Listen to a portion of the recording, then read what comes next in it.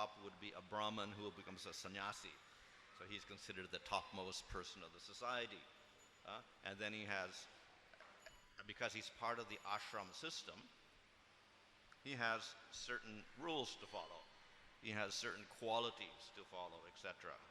So actually Prahlad Maharaj is describing the whole varnashram system with all the rules for the different varnas and ashramas. And similarly in the 11th canto, Krishna again explains to Uddhava the whole varnashram system. So the sannyas ashram is considered to be the highest because only after you're completely detached from everything you can enter into that ashram, and the purpose is to fulfill the goal of life. What is the goal of life? Remember the Lord. Always remember the Lord, never forget the Lord. That's the ultimate goal. So as far as the Vaishnavas go, then the sannyas ashram would be a favorable means of developing full bhakti, because we concentrate on the Lord with minimum of distractions. But that ashram has rules and regulations. So to enter that ashram, then there's a certain ceremony. You take sannyas from another sannyasi, etc. Rules to follow. There are rules of conduct. What you should do, what you should not do. Don't associate with women. Don't talk to worldly people. Dissociate yourself completely. Live in a lonely place. Eat very simply, etc. There are codes for dress. You have to wear a certain color of dress, that is an orangey or reddish type of dress. That distinguishes from everybody else, that is from the vanaprastha or the grihastha or the brahmachari. You're renounced, so you have a different color of dress. And you have a danda. You carry a stick, which symbolizes sannyas also. So, of course, sannyasis, then there are different types of sannyasis. So 4 types of sannyasis are described, and the ultimate one is called the Paramahamsa.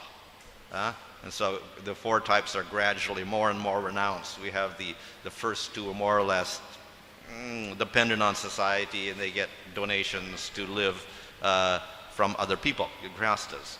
The Parvrajaka, he just wanders around the world, so he's more detached. And then ultimately the Paramahamsa, he is the most exalted of all. He's completely detached from everything, and he doesn't even follow rules and regulations at that point. So the previous verses were talking about this. He says, then that person may give up even his designations, such as the cloth and the danda and the water pot, etc., which make sannyas as part of the ashram. And he just wanders around completely undistinguishable from everybody else, because you can't tell he's a sannyasi or whatever. So that is considered the highest position in the varnashram system. As far as Vaishnavas are concerned, we find that there is the rule, of course, that in Kali Yuga you shouldn't take sannyas. That's one rule. And so everyone says, why we have sannyas? Of course, we'll see that sannyas ashram in Madhva Sampradaya and Sri Sampradaya and other Sampradayas as well. Even Shankaracharya has sannyas, etc. So there are exceptions. But in Kali Yuga it is more difficult to take sannyas, especially if we concentrate on the renunciation aspect. So that is quite prominent in the examples given here in the next section. It talks about the person who lived like a python. He was so advanced that he was unattached to eating and sleeping and everything. And he would just lie down on the ground, and if people offered food, he would eat it. If nobody offered, he wouldn't take it. He didn't care for public opinion or anything. So, a very renounced person. So the emphasis is, we can see, externally on renunciation, so that we can't even tell what he is anymore. And this verse here describes that he doesn't speak, even if he is eloquent. He acts as if he cannot speak at all, like a dumb man. So he may be very knowledgeable, but he doesn't say anything or reveal his knowledge to anyone. So in other words, he hides his identity. So this is quite a typical description of a renounced, ultimately renounced person. And we'll see, for instance, if you go to Kumbh Mela, there are many yogis and people like that. Similar, they sit in caves in the Himalaya and they live very simply, etc. They're not concerned with the material world at all. But as I said, the Vaishnavas really are not so concerned with that. And in fact, in the Nectar of Devotion, Rupa Goswami talks about Vairagya. And he says Vairagya is not a part of bhakti. It's not a cultivation of bhakti like hearing the Lord's pastimes or chanting the Lord's name or worshipping the deity or cooking for the deity. These are parts of bhakti. Renunciation or Vairagya is not a part of bhakti as such. And then the reason is given because it dries up the heart. If we concentrate on renouncing everything, what happens is we lose our attraction for the Lord and we become more attracted to the impersonal aspect. So renunciation also has this tendency to take you in the direction of formless Brahman and liberation rather than service to the Lord. So therefore, it's not considered to be an anga of bhakti. On the other hand, we do see that the qualification for bhakti is not to be too attached to material enjoyment. But then the other statement is not to be too detached also. So, in other words, we shouldn't involve ourselves too much in cultivating detachment, like as Rupa Goswami says, but at the same time, we cannot be too attached to the material world. That's our qualification to begin bhakti. So in other words, Krishna and the scriptures are very merciful to us, and they allow us, okay, you don't have to renounce everything to start bhakti. You don't have to be a sannyasi to start bhakti. You can start anywhere. Anybody in the varnashram system, outside the varnashram system, can start bhakti. He could be a grihasta, he could be a sannyasi, he could be a brahmachari, he could be an outcast without any varna or ashram. He can practice bhakti if he has a little detachment, not too much. Not too attached to material things, and not too detached also. And that's the qualification for bhakti. So we do have to have some sort of detachment, but the reason that we don't cultivate detachment as an anga of bhakti is that detachment arises naturally with the advancement of bhakti. So advancement of bhakti can be measured in terms of attraction to Krishna. If we're more attracted to Krishna, we're more advanced in bhakti. We're less attracted to Krishna, less advanced in bhakti. And the more we're attracted to Krishna, the less we're attracted to material things, the more renounced we are. So instead of cultivating detachment, we cultivate attachment to Krishna. So attachment to Krishna leads to disinterest in material acquisition, material affairs, etc. That's the automatic result. Why is that? The answer is because if we actually become more attracted to Krishna, the very definition of that is anya abhilashita shunya. Our attraction for Krishna is combined with complete lack of desire for anything else. Our desire for Krishna means automatically we don't want material things. So we're not becoming attracted to Krishna to get anything material from him or to get liberation from him.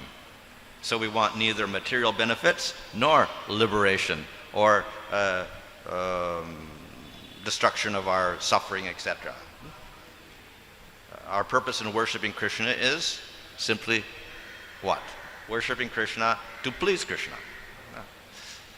So automatically by doing that, we become detached from material things. In other words, the more we become attached to pleasing Krishna, then the less attached we are to material things. So the whole progress of bhakti is measured in terms of attachment to the Lord and detachment from everything else. So we have bhajana kriya, anarchana vritti, nishta, ruchi, asakti, bhava, and prema. So in the beginning, there is a little attachment to the Lord, and there's great attachment to material things. So it's not very steady as a result. That we call anishtata bhakti. So we have shraddha, we practice bhakti, but it is unsteady. Not so much attraction for Krishna, lots of attraction for material things. Therefore, unsteady. So sometimes we can chant, sometimes we cannot chant. We've got to do other things. We've got to engage our mind materially. Sometimes we can hear about Krishna, sometimes we want to hear something else. So that's anishtata, unsteady.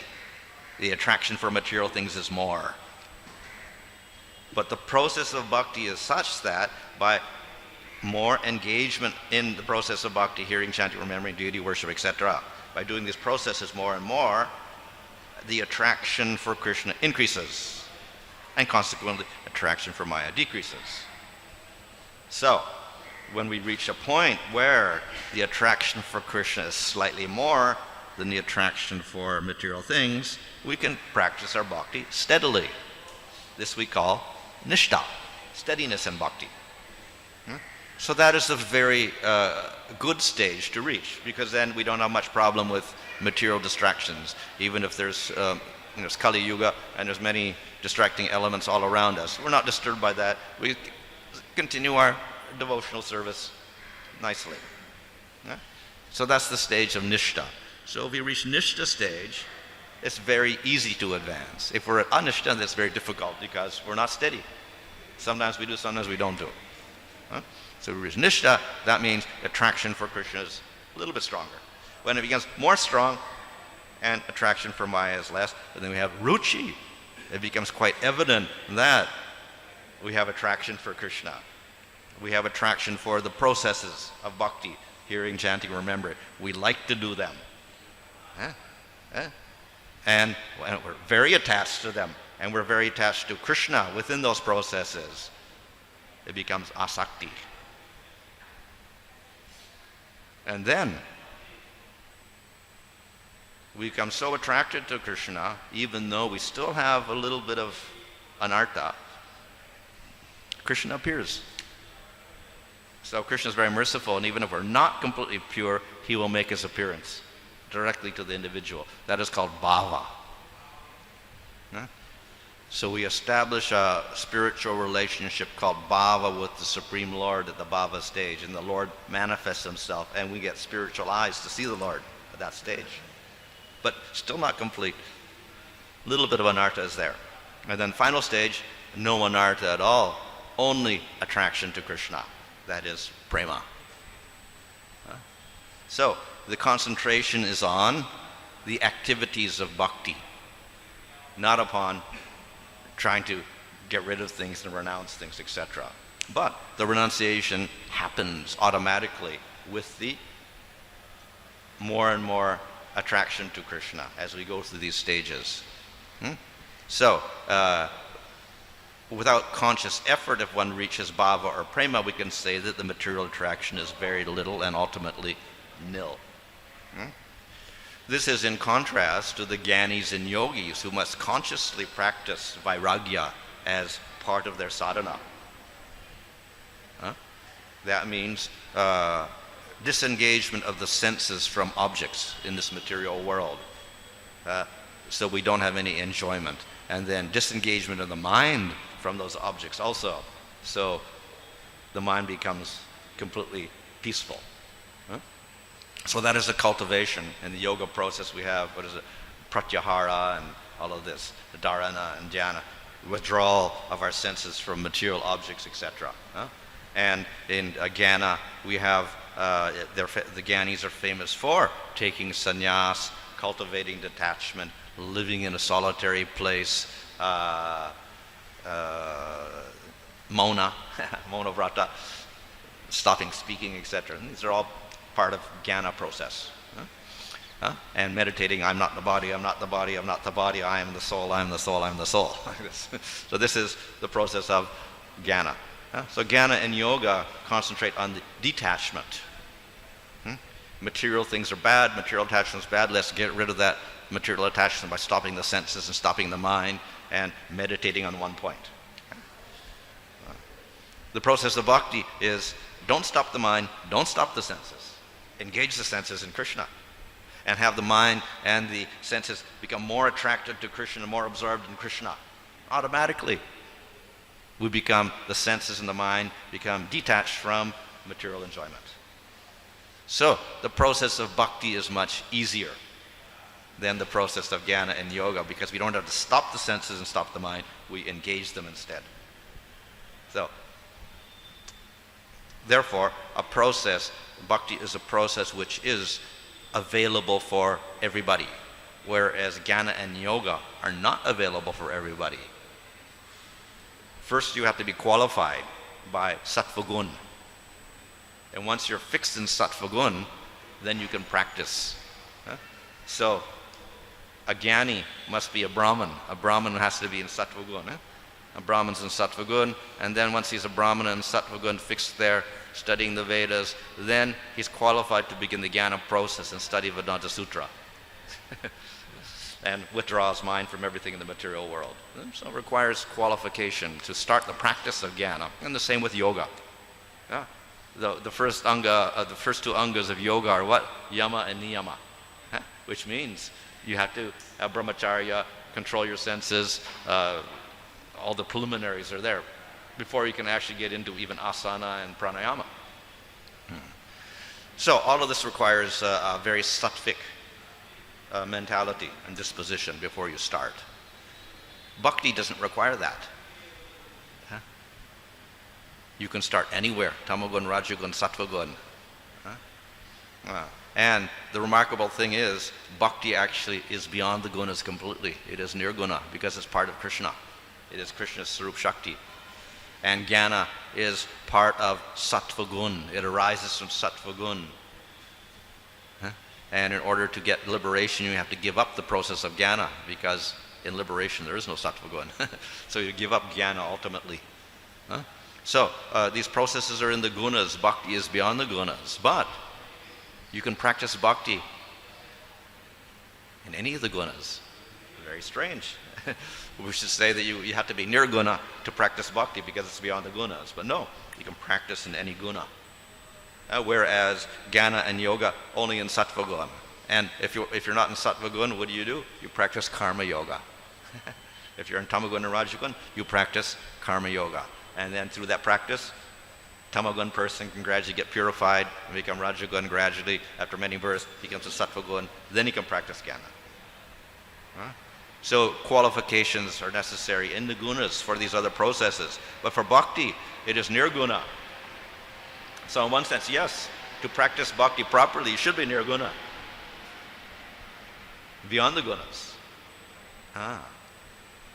But at the same time, anybody who's a human being can do bhakti. Very great contradiction. How is it possible? Only a nirguna person should practice bhakti, which is nirguna. But no, a person in the lowest tamagun can also practice bhakti. Why? Because the qualification is not according to gunas at all. Qualification is shraddha, faith in the Lord. And faith in the Lord, conviction in the Lord's existence, and a willingness to worship Him does not arise by gunas at all. It arises by mercy of devotees only. And mercy of devotee can be manifest to a person in tamagun, rajagun, or sattvagun. The devotees are very merciful and they give mercy everywhere. So one happens to get that shraddha, and one is in tamagun due to bad karmas or whatever, still he can practice bhakti, which is very special. It's beyond the gunas completely. How can that be though? It's because of the mercy of Krishna. Krishna doesn't care about your gunas at all, whether you're in sattvagun or tamagun. What he cares about is you have some favorability towards Krishna, which may arise in any guna.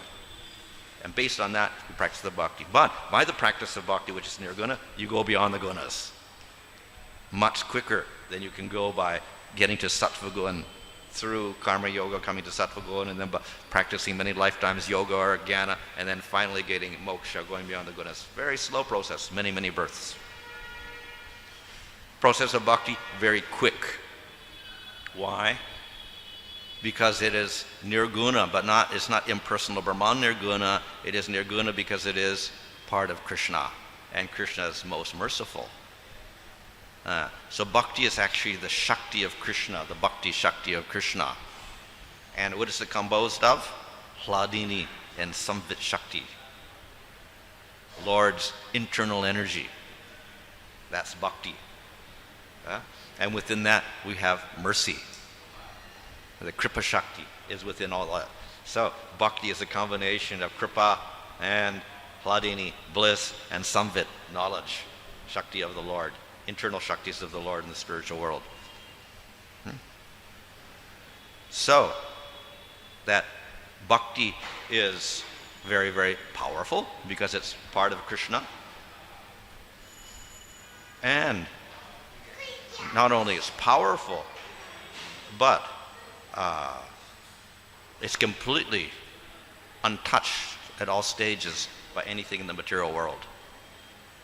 So therefore, a person in tamagun can also practice bhakti, and bhakti remains uncontaminated by the gunas. The Lord is not contaminated. Krishna could kill a demon. He touches a demon, not contaminated at all. Holy name, not contaminated by anything in the material world. Bhakti, not contaminated by anything in the material world. So anybody can contact bhakti, do bhakti, and it remains pure. It remains Vishuddha Sattva in all cases. But it's part of the Lord. Not only is part of the Lord, it is we can say, the most attractive part of the Lord. So that the unique quality of bhakti in the Nectar Devotion in the beginning chapters first chapters describe the unique qualities of bhakti. There's 6 qualities. Now the 6th quality is the ultimate quality of bhakti. It makes it different from karma and jnana and yoga. And what is that? Krishna Karshani. Bhakti attracts Krishna. And particularly Prem Bhakti attracts Krishna. It attracts Krishna so much that Krishna serves the devotee, the Prem Bhakta. He becomes a servant of the Prem Bhakta. Krishna becomes the servant of Mother Yasoda and gets tied up by Mother Yasoda. Krishna becomes the charioteer of Arjuna, which is an inferior position even though he's Supreme Lord. So Krishna is so attracted by bhakti, he is controlled by the bhakti and the devotee, particularly in prema. So bhakti is very attractive to Krishna. And it's his most powerful energy.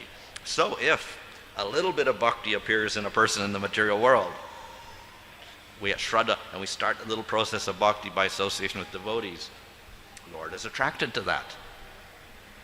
It's a little bit of bhakti. Of course, that person also, he's just beginning bhakti, also has a lot of maya.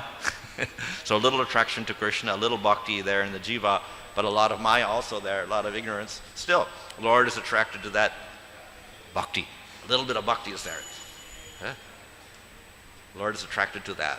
So, the Lord personally helps the devotees. He does not help the jnani and the yogi. It's all their endeavor. They have to do their own work. And that's why it's a slow process, hard, difficult. As Krishna says in chapter 12 of Bhagavad Gita, kleshadikara. That process of realizing Brahman is full of difficulties, full of suffering. You really have to put a lot of effort into to try to control the mind and the senses and renounce everything, etc. So Krishna helps the devotee, and Krishna promises in chapter 12 of Bhagavad Gita very quickly, I will deliver you from the ocean of samsara, destroy all of your karmas, destroy all the suffering, destroy your concept of the material body, and take you to the spiritual world. So it's the impersonal endeavor of the Lord involved in the process of bhakti, because bhakti shakti is part of the Lord, and Lord's controlled by that bhakti. So it is said that as one develops in bhakti, then the Lord appears in the heart, and he destroys all the anarthas and all the karmas, etc. So who was that Lord? It is not Paramatma, who's in everybody's heart anyway, and he doesn't do anything. He doesn't destroy all your karmas because people are still suffering even though Paramatma is there. This is Bhagavan. Krishna is in the heart. He's destroying all your karmas. Even for the sadhaka, the Lord is there. He's doing for the devotees. He's helping the devotees. So the Lord is personally involved in the process of bhakti from the very beginning stages. And therefore, it's a very quick process compared to the other process. It's a much easier process compared to the other process. And susukam kartamavyam, it is easily performed, very happily performed. Why? Because we don't have to stop the senses and the mind. We can engage them nicely, and we have all sorts of nice objects to engage in. So we can hear the singing of the Lord's name, or the classes about descriptions of Krishna and his pastimes, or we can sing about Krishna, or we can see the beautiful forms of the deity. So plenty of engagement, lots of nice sounds and colors, etc., to stimulate our senses for Krishna. So easy process also. So this is the way in which we end up in this position described here, where the person could ultimately be completely detached from everything material. But the idea is not simply to attain a state like this. That's not the purpose of the devotee. The purpose of the devotee is simply to please Krishna more and more and more. And when he does that to a high degree, then he becomes like this, completely unattached to anything in the material world. So we see the Goswamis in Vrindavan, Rupa and Sanatana and Jiva and others. They were completely detached from everything in the material world, but they were not cultivating detachment at all. They were simply attached to Krishna completely. That's all. And therefore they were detached from everything in the material world, detached from the material bodies, detached from everything. So it was a natural result of more attachment to Krishna. So in the 11th canto of Bhagavatam, there the different types of devotees are described: the Kanishta and the Madhyama and the Uttama. And the Uttama fits this category here because he is completely detached from everything in the material world. He sees everything in Krishna and Krishna in everything. And there's many verses describing this Uttama Bhakta. And of course in the Nectar Devotion there, and describing Prema Bhakti, Rupa Goswami says, we cannot discuss the Prema Bhakta because he's indescribable. There's no rule. He doesn't follow any rule. You can't say he has to dress like this or he has to conduct himself like that. He's completely beyond all rules and regulations. So that is what is said here. That one may be a sannyasi, but then he may even give up sannyas ashram and not dress like a sannyasi, not carry a danda, not act like a sannyasi at all. One doesn't know what he is, as in the case of this Python sadhu. He looked like a beggar lying down on the ground in the forest. Nobody knew what he was. So in Prema or in Uttama Bhakta, that's the position. He is so absorbed in the Lord, we cannot predict how he's going to act in relation to the material world. But that's the external appearance. The important part of that Uttama Bhakta is he is concentrated on the Lord. So therefore, the definition there is he sees a Krishna in everything, and everything in Krishna. It's not simply he's detached from everything in the material world. And it's not simply that he's an Atmarama. He's just content to be Atma or part of Brahman, like the impersonalists. No. They're also complete, and they can act like this also, detached. But his detachment is because of seeing everything in Krishna and Krishna in everything. So, seeing Krishna in everything means that when he looks at anything in the material world, any material element, any material object, he understands that it has a relationship with the Supreme Lord, Krishna, somehow or other.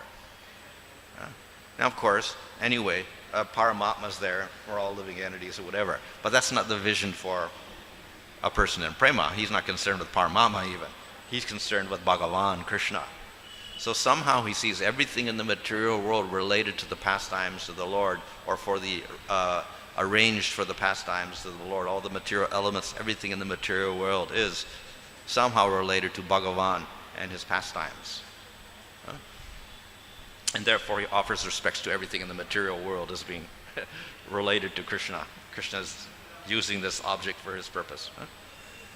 And he sees the Lord in everything, and he sees everything in the Lord. That means he sees everything is concentrating on the Lord. Everything is absorbed in the Lord. Everybody's a Prem Bhakta. Even the demons are Prem Bhaktas. And therefore, he doesn't make a distinction between demon and devotee, as the Madhyamadikari does. The Madhyamadikari thinks, this is a non-devotee, we should not preach to them, we should not associate with them, they're asatsanga, we will preach to the devotees. Prem Bhakta, everybody's a devotee. We don't preach to anybody because they're all Prem Bhaktas already. That's his vision. Everybody is a devotee of the Lord. The Prem Bhakta, even the Asura. How can the Asura be a Prem Bhakta? So that's explained by Jiva Goswami. He says in one place that one way of looking at it is that ultimately Krishna is within that person, and he's the punisher of that person. So he is giving his mercy to that person by punishing him, punishing the demon. And the other way of looking at it is that somehow or other they're acting for the Supreme Lord, in spite of the fact that they're demons or whatever. So, in any case, that Uttamadikari sees everything in relation to the Supreme Lord. And the example is given of the people of Vrindavan, like the gopis, when they see the trees. They see the trees as devotees of the Lord, and the trees are serving the Lord, and the trees are bowing down and offering their flowers and fruits to the Lord, and they're going into ecstasy, and they're shedding tears of ecstasy in terms of the sap flowing from the trunks of the trees, and they're like hair standing on end. The leaves are bustling around like this. So that's how they see all the living entities somehow serving the Lord. So in other words, every living entity is in prema for the Lord. That's the prema bhakta, how they see everything. And consequently, they don't relate to the material world as other people do. We relate to the material world in terms of this is good or this is bad. This is nice for me, that is bad for me. I like this, I don't like this. Or as a devotee, this is favorable for devotional service, this is unfavorable for devotional service. But for the prema bhakti, everything is in prema. Everything is part of the Supreme Lord. Everything is serving the Lord in prema. And they are always in ecstasy. So that is a very exalted state. Consequently, they have no interest in the material body or in society or anything else. And they may act exactly as is stated here. They act like a person who's dumb. They don't speak, or they don't display that they are a knowledgeable person at all, an educated person or whatever. They don't display any signs of being intelligent or whatever, or being eloquent at all. They're not interested in material world and making a display for the material world. Only interest is pleasing the Supreme Lord, relating everything else to the Supreme Lord. So that's the position of this ultimate devotee. So that's a very elevated position to reach. And in the beginning of devotional service, we cannot imitate such a stage. We have to advance gradually. And if one reaches bhava and prema, then automatically this arises. So the idea is not that we're trying to cultivate detachment. We're only trying to cultivate attachment to Krishna. So our immediate aim is to develop more and more attachment, and at least we come to Nishta stage, where we can steadily practice, and there we can advance to higher stages. So that's the endeavor of the devotee. And in doing so, he will automatically develop a detachment from all these material things. So this is how the devotee can manage himself in this material world. So Kali Yuga is a very disturbing place, more disturbing externally for people, more things to stimulate the senses to develop material attraction, etc. Very, very difficult. But still, the process of bhakti operates even in this situation. And the main process it operates is Nam Sankirtan. This is the Yuga Dharma And this is the great blessing of Kali Yuga. Everything else is bad in Kali Yuga. Everything is full of ignorance and distraction. But bhakti is there, and bhakti in the form of chanting the holy name of the Lord is there to counteract this completely. How is it possible, we say? It's the power of the name and the power of bhakti. So the power of the name is such that even accidental chanting can destroy 100% of your karmas instantaneously. How is it possible? All your anarthas suddenly disappear. Happens. So Ajamil had all of his karmas destroyed by saying, I named my son Narayana. And when he said the name Narayana, all of his karmas disappeared. That's the power of chanting the holy name, even accidentally, what to speak of chanting it with devotion. So the process of chanting is very powerful. Among all the process of bhakti itself is powerful because it's non-different from the Lord, but holy name is particularly useful because very simple. It's the name of the Lord, that's all it is. And we can utilize it anywhere, anytime, any place, whatever. And it has great, great power because it's non-different from Krishna himself. So it can destroy all the karmas, destroy all the obstacles, do that. And that's the negative aspect. The other positive aspect is give us more and more attachment to Krishna. So that is the process that we follow. We're not trying to imitate these elevated souls. Rather, we adhere to the process of bhakti, then naturally 100% attachment to the Lord will manifest, and 100% detachment from everything material will be there. Okay. Hare Krishna. Any question?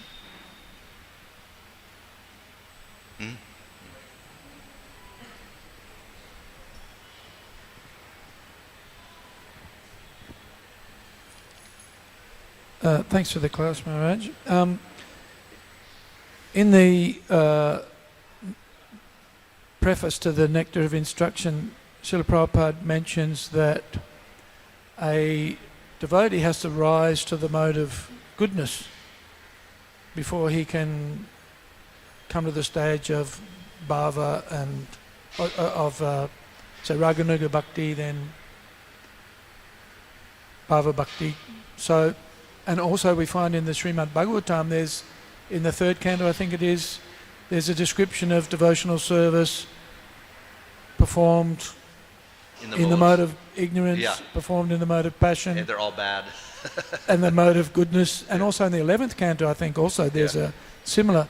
Yeah. So you mentioned that bhakti is nirguna, but we find these references to bhakti being influenced, or even the bhakta having to come to the stage of goodness. Yeah. You know, as a Goswami, we control our senses, and so it seems that, and even at the stage of nishta, one has to be steady, and that's a characteristic of goodness. Yeah.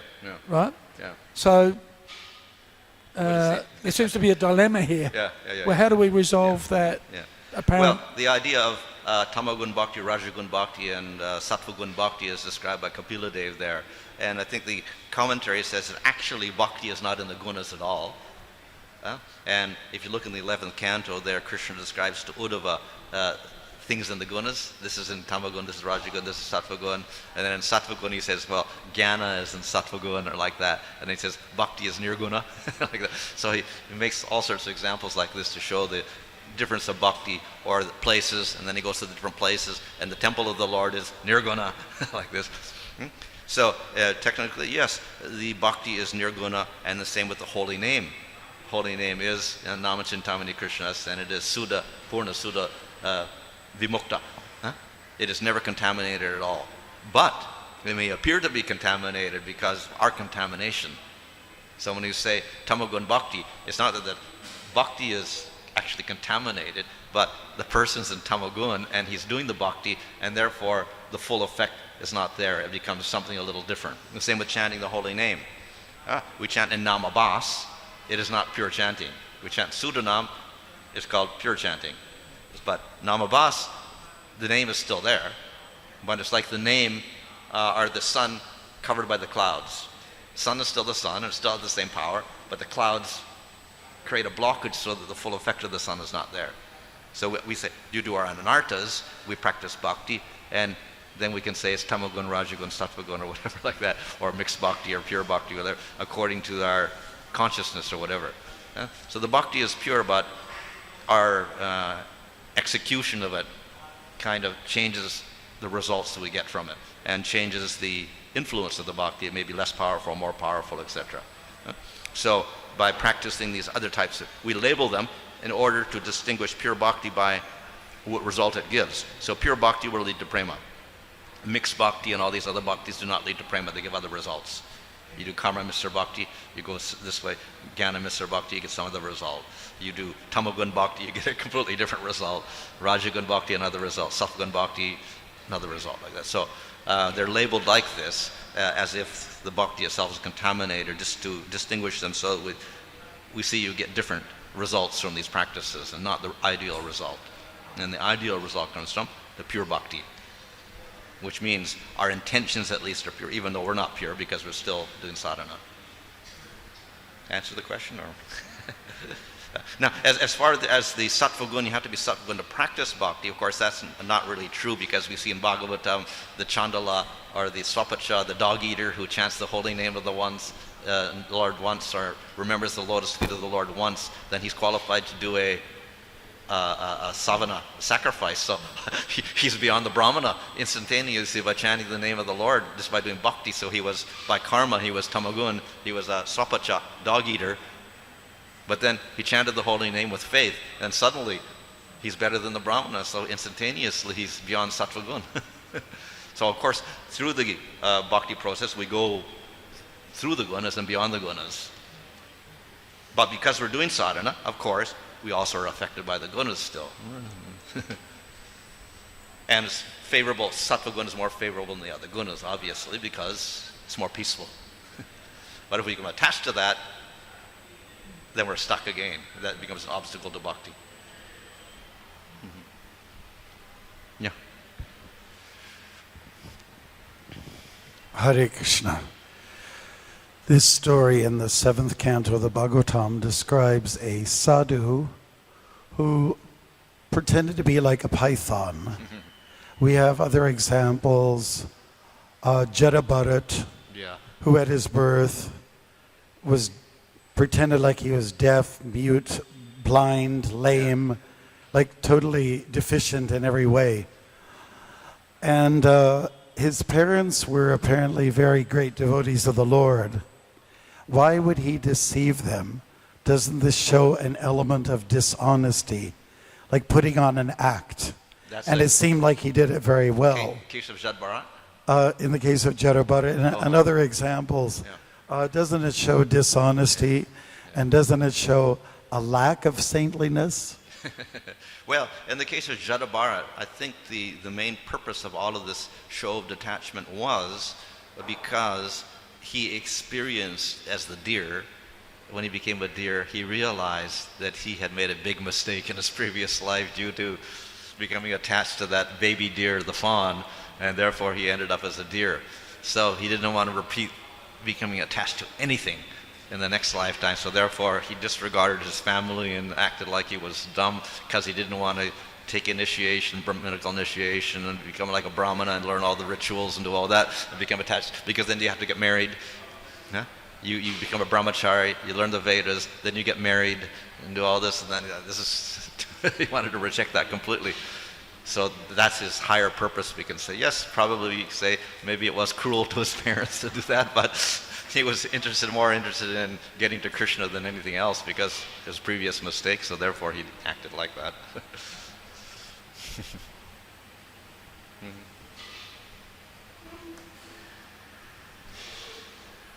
This Mahabhagavatas, they act like python. So somebody will act like python or practice to act like python to become Mahabhagavat. Or because he is Mahabhagavat so much in trance, he has no time to eat, cook, beg, and automatically he is becoming like a python. Because he is Mahabhagavat platform. He has no consciousness of asking, begging, eating, sitting there. That happens Or somebody practice to become Mahabhagavat, oh, I have to become Mahabhagavat, so I act like a python. Yeah. Well, if we practice like that, then this means that this becomes an anga of our bhakti practice to, vairagya. So that's not good. It's said to contaminate your bhakti, and it may lead more into impersonal type of realization, dry up your heart, etc. So the devotees are not intentionally practicing that as such, or trying to attain that. What they're only trying to attain is pleasing and serving the Supreme Lord, and these are like byproducts of that. So they're not. That's not the goal of the devotee to do that. Of course, we see that some detachment is necessary, even as a qualification for bhakti, and in the practice of bhakti, we do have some detachment rules, like the 4 regulated principles we follow. To that extent, we practice our detachment. But more than that, to say that in order to advance, then I'll have to, renounce eating or eat once every week or something, or like this, that's not our sadhana. We have some minimum rules of detachment, but mainly the idea is to engage more and more in the practices of bhakti. So that means during sadhana stage, knowingly, we are trying to practice some detachment, knowingly, to be detached. But at one point, we will be so much conscious, Krishna conscious, that we don't recognize that detachment part, automatically that happens. Yeah. Now, of course, there's exceptions also. The devotee generally is not a preacher. He's just absorbed in Krishna and not attached to his material body, doesn't even know if his body exists half of the time, doesn't care about eating or sleeping at all, because he's like in a samadhi state with the Lord. But then we have exceptions also. Some devotees may act completely differently. So an example is given like Narada Muni. He's an Uttama, but he's singing the glories of the Lord and preaching to people, going around, making distinctions between the devotee and the demon, making arrangements, etc. So sometimes the devotee may also act in that way. It's not that they all have to act like this, but this is the kind of the general Uttamadikari, but then we have the others who may act as great preachers as well.